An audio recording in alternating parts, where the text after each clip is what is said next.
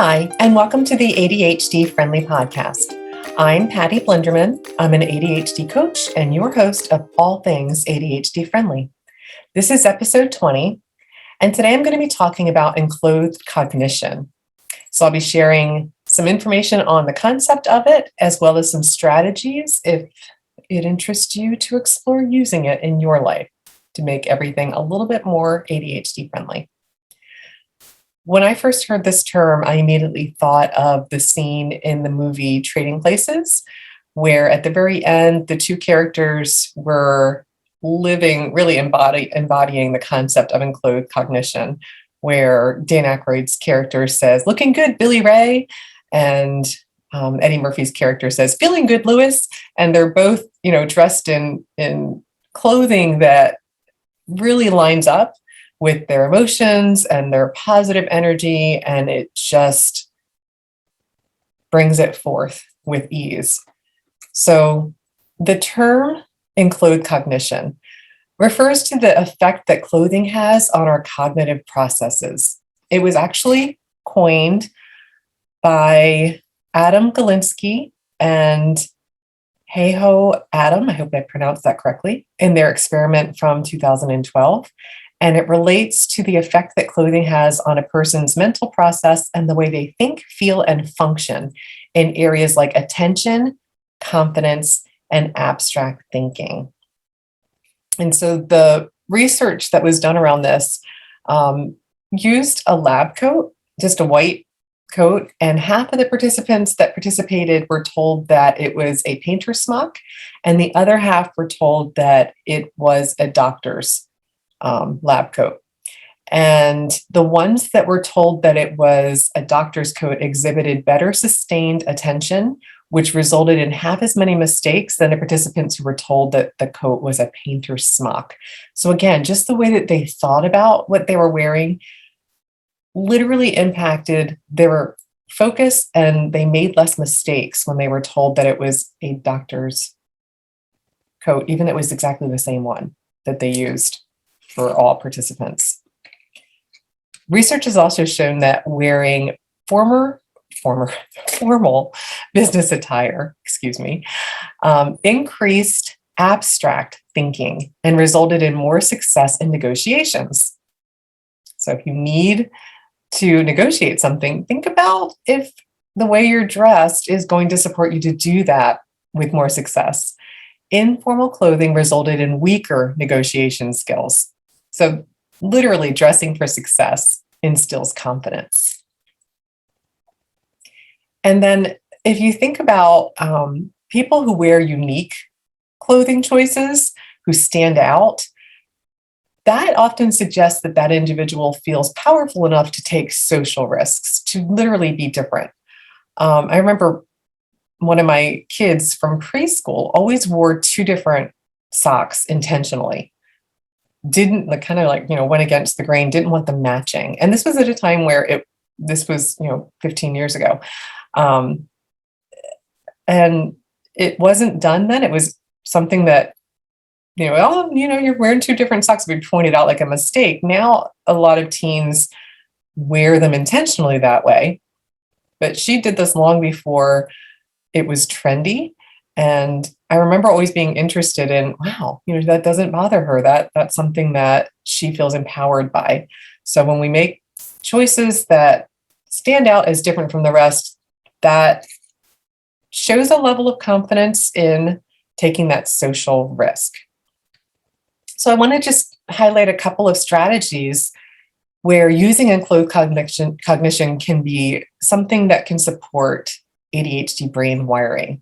So first, I'm just going to highlight some different color items that can really boost your mood.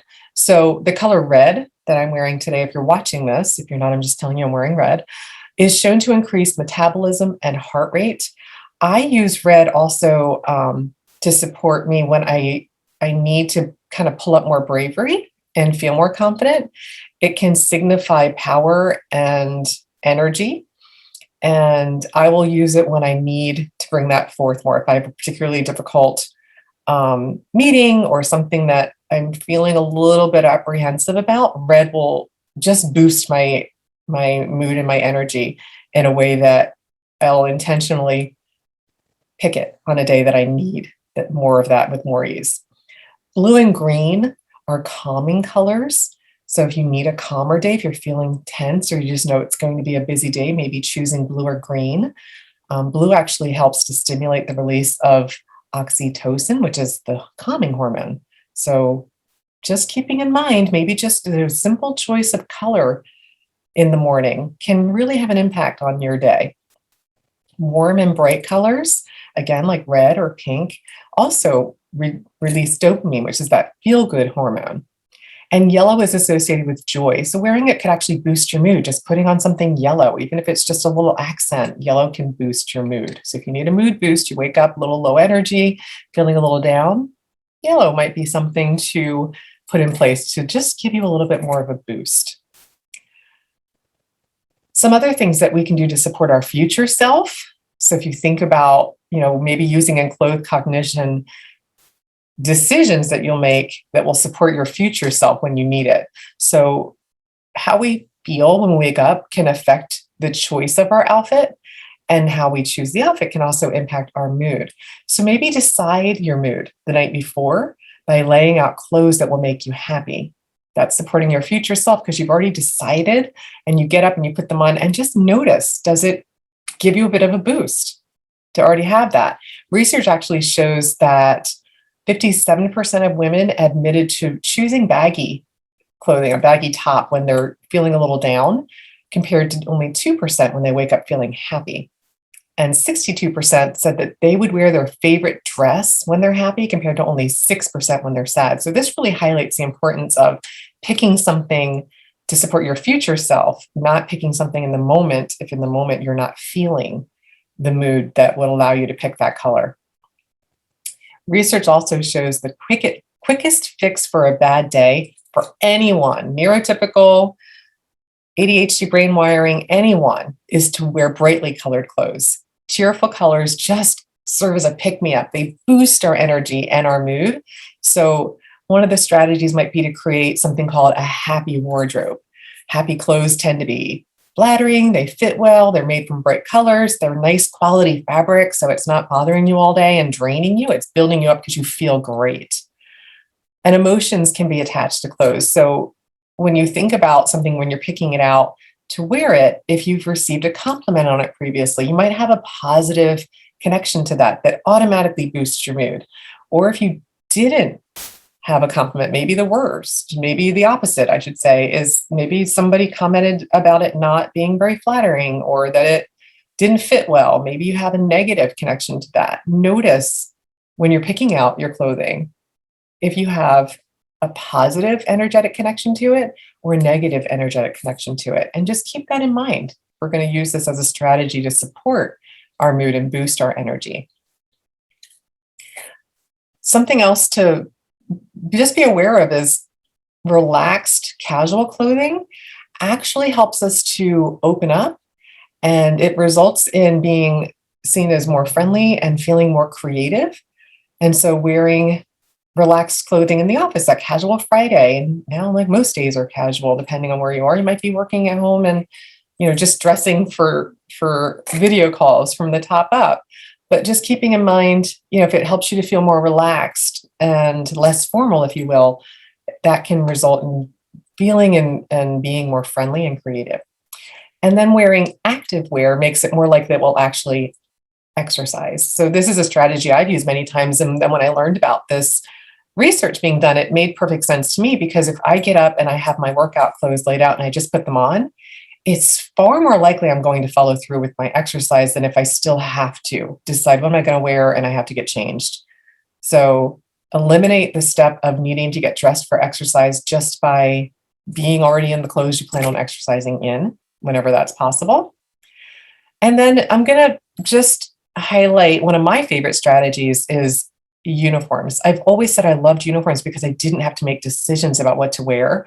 So uniforms do require less decisions, so less energy to get dressed. So maybe you set out the same general clothing that you decide you're going to wear, and it just changes maybe an accessory. Maybe you wear a scarf or just a little accessory over it to change it up, but you're not deciding every day, what am I going to wear? What goes with what?